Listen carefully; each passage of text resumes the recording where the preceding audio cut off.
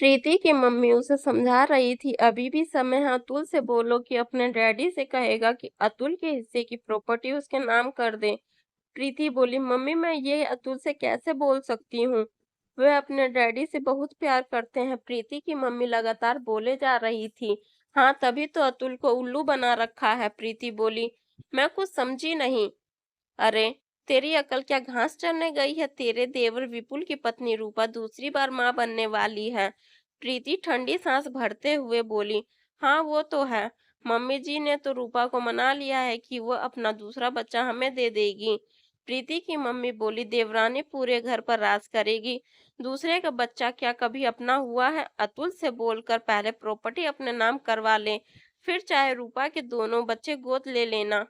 प्रीति को दुनियादारी का ज्ञान बांटकर प्रीति की मम्मी तो वापस चली गई, मगर प्रीति का मन अशांत हो गया। जब शाम को अतुल घर आया तो देखा प्रीति बेमतलब टीवी को फटी फटी आंखों से देख रही है। उसने प्रीति से पूछा, क्या बात है प्रीति, इतनी उदास क्यों बैठी हो? मुझे लग रहा है कि मेरा इस घर में कोई अपना नहीं है। अतुल प्यार से उसके सिर पर हाथ फेरते हुए बोला, ऐसा क्यों कह रही हो? तुम्हारे डैडी की सारी प्रॉपर्टी आगे जाकर विभाजित होनी ही है, तो तुम अपना हिस्सा भी क्यों नहीं मांग लेते हो? ऐसा करने से क्या पूरा परिवार तुम्हारा अपना हो जाएगा? अतुल बोला। प्रीति बोली, मुझे सिक्योर महसूस होगा। तुम्हें मालूम है कि मेरे माँ बनने का चांस ना के बराबर है। अतुल बोला, हम पहले भी इस बारे में बात कर चुके हैं। तुम मेरी जिम्मेदारी हो, मेरे डैडी की नहीं। तुम्हारी खुशी या सिक्योरिटी मेरी जिम्मेदारी है, और डैडी की प्रॉपर्टी से तुम्हें क्या खुशी मिलेगी, ये मुझे आज तक समझ नहीं आया है।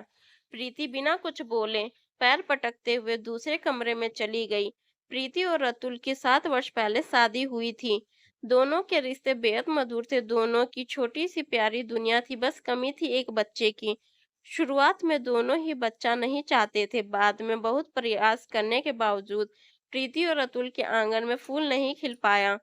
जब डॉक्टर से चेकअप कराया तो पता चला कि प्रीति की फैलोपिनिया ट्यूब ब्लॉक्ड है और इसका कोई इलाज नहीं है।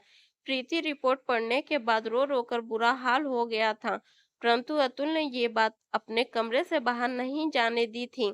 वह खुद ही प्रीति को डॉक्टर के पास लेकर जाता था। उसने सबको यह बता दिया था कि इलाज चल रहा है। घर वाले भी ये सुनकर चुप हो गए थे। जब प्रीति ने ये बात अपनी मम्मी को बताई तो उसकी मम्मी ने प्रीति के दिमाग में ये बात डाल दी कि बच्चे के बिना उसका और अतुल का घर में कोई महत्व नहीं रहेगा। ऐसा भी हो सकता है कि बच्चे के कारण अतुल का परिवार उसका दूसरा विवाह कर दे। इसीलिए अच्छा होगा अतुल अपने हिस्से की प्रॉपर्टी अपने और प्रीति के नाम लिखवा ले। प्रीति जब जब ये बात अतुल से करती तो वह यही बोलता, प्रीति आखिर हमारे बच्चा ना होने में और डैडी की प्रॉपर्टी के बीच क्या संबंध है? फिर प्रीति की देवरानी रूपा के बेटे का जन्म हुआ। पूरा घर हर्षित हो उठा। रूपा को जब उसकी सास ने चंद्रहार दिया तो प्रीति का मन मायूस हो गया।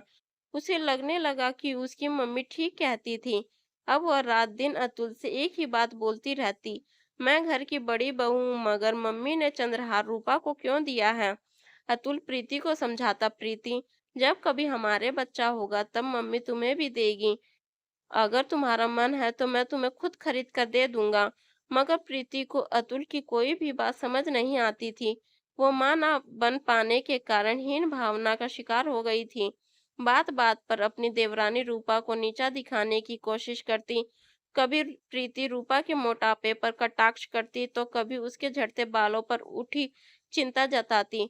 रूपा मन ही मन प्रीति को अपनी बड़ी बहन ही मानती थी। इसीलिए जब पहली बार रूपा माँ बनने वाली थी तो उसने अपने आप ही अपना दूसरा बच्चा प्रीति को गोद देने के लिए बोल दिया था। प्रीति और अतुल को जब ये बात पता चली तो वे बेहद खुश हो गए। प्रीति अब रूपा का बहुत ध्यान रखने लगी थी। अतुल का पूरा परिवार बेहद खुश था। मगर जब प्रीति अपने मायके गई तो उसकी मम्मी ने प्रीति के दिमाग में ये बात डाल दी कि ये उसकी देवरानी और सास की चाल है। जब प्रीति अपने मायके से वापस आई तो उसने बड़े प्यार से रूपा को बोल दिया, रूपा, माँ से अधिक बच्चे का ध्यान कोई नहीं रख सकता है। अगर मेरे हिस्से में होगा तो मैं भी देर सवेर ये सुख प्राप्त करूंगी, मगर अपने बच्चे को तुम ही पालना। घर में किसी को प्रीति का ये बदला व्यवहार समझ नहीं आया, मगर किसी ने कुछ नहीं बोला। जब रूपा ने दूसरे बेटे को जन्म दिया तो प्रीति ने ये जिद पकड़ ली कि अतुल अपनी प्रॉपर्टी के लिए बात करें, और अगर वह नहीं कर सकता तो वह अपने घर चली जाएगी।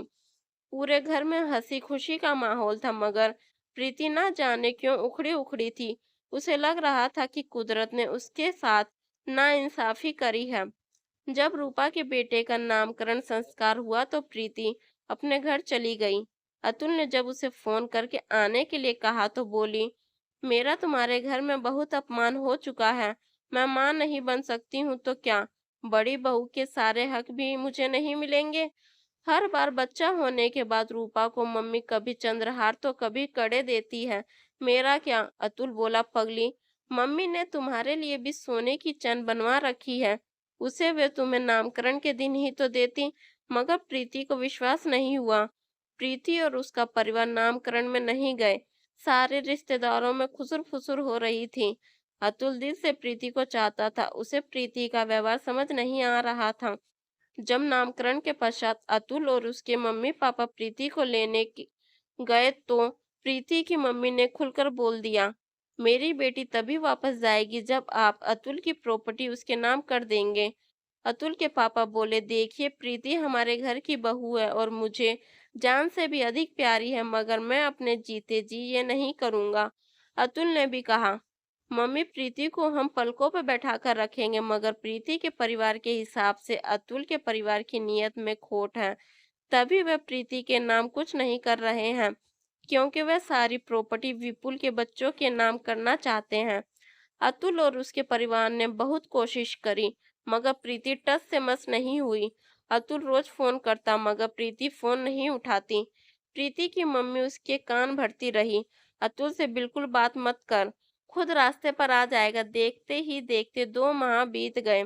अतुल भी निराश हो उठा था। उसकी तरफ से प्रयास ढीले हो गए थे। प्रीति ने अपने परिवार के कहने पर अतुल के खिलाफ डिवोर्स का केस कर दिया। अतुल को जब पेपर मिले तो उसमें जो आक्षेप लगा रखे थे उन्हें पढ़कर अतुल के पैरों तले की जमीन खिसक गई। प्रीति के वकील ने लिखा हुआ था कि अतुल प्रीति को मां बनने का सुख नहीं दे सकता है, इसीलिए वह तलाक लेना चाहती हैं। जो बात अब तक प्रीति और अतुल के बीच थी वह अब सबके सामने उजागर हो गई थी। अतुल के मन से प्रीति हमेशा के लिए उतर गई थी, मगर अतुल को प्रीति की मेडिकल रिपोर्ट कोर्ट में नहीं दिखाई थी और चुपचाप तलाक के कागजों पर हस्ताक्षर कर दिए थे। प्रीति को जितनी एलमनी चाहिए थी वो भी उसे दे दी थी। प्रीति को ये सपने में भी भान नहीं था कि अतुल ऐसा कुछ करेगा। उसे पक्का विश्वास था कि अतुल उसके पास आकर बात करेगा। प्रीति और अतुल का तलाक हो गया। अतुल ने उस दिन के बाद मुड़कर प्रीति की तरफ नहीं देखा। उसे समझ आ गया कि प्रीति बेहद लालची किस्म की लड़की है। प्रीति ने नौकरी के लिए हाथ पैर मारने शुरू कर दिए थे। वहीं अतुल के घर वाले उसका विवाह दोबारा कराने की कोशिश करने लगे थे। प्रीति को जल्दी एक छोटी सी कंपनी में नौकरी मिल गई। कंपनी में प्रीति ने थोड़े से समय में ही अच्छी शाखा बना ली थी। उसकी दोस्ती संदीप से हो गई, जो वहां ब्रांच मैनेजर था। प्रीति की मम्मी ने प्रीति के मन में ये बात डाल दी थी कि अब वह संदीप के ऊपर शादी करने का दबाव डाले। प्रीति घुमा फिरा कर संदीप से विवाह के लिए बोलती रहती, मगर प्रीति को तब गहरा धक्का लगा जब संदीप बड़े मजे से अपनी मंगनी करके वापस आ गया। प्रीति के गुस्सा करने पर संदीप बेशर्मों की तरह बोला, प्रीति, मैं भला क्यों तुमसे शादी करूंगा? ये मेरा पहला विवाह है, मैं तुम्हारी तरह तलाकशुदा नहीं हूँ। प्रीति बोली, जब मेरे साथ घूमते फिरते थे तब याद नहीं आया? संदीप बोला, उसमें तुम्हारा भी फायदा था, और वैसे भी तुमसे कोई बाल बच्चे वाला आदमी ही विवाह कर सकता है। प्रीति उसके बाद वहां खड़ी ना रह सकी। घर आकर वह बहुत रोई। उसे लग रहा था कि उसने बिना किसी कारण अपने सुखी संसार में आग लगा दी। प्रीति को मालूम था कि अतुल का परिवार उसका दूसरा विवाह करना चाह रहा है। वह अब अतुल को सोशल साइट पर मैसेज करने लगी थी। अधिकतर मैसेज अतुल पढ़कर छोड़ देता था। प्रीति के लिए अतुल का यह व्यवहार असहनीय था। अब अतुल को मर्फी कॉल करने लगी थी। अतुल ने आरंभ में एक दो बार फोन उठाकर प्रीति को समझाया भी, मगर बाद में प्रीति को लगा कि अतुल ने प्रीति का नंबर ही ब्लॉक कर दिया है। प्रीति अब सारा दोष अपनी मम्मी को देने लगी थी। शुरू में तो प्रीति की मम्मी चुप रही, पर बाद में उसने भी पूरा दोषारोपण प्रीति के ऊपर डाल दिया। तुम अतुल के साथ रहती थी, ना कि मैं।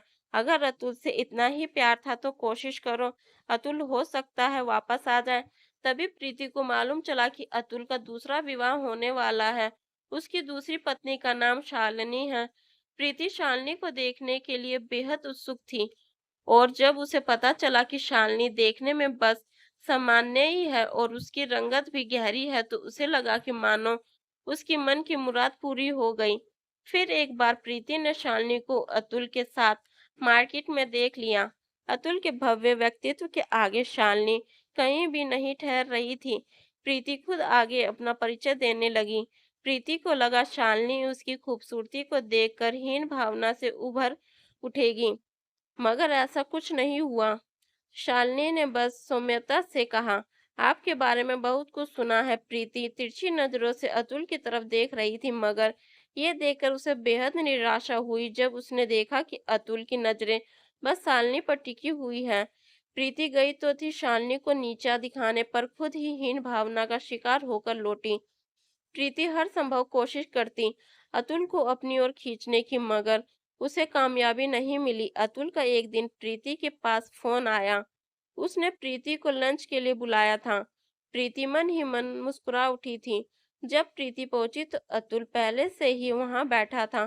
प्रीति के साथ पहले अतुल इधर उधर की बात करता रहा और फिर उसकी पसंद का लंच मंगवाया।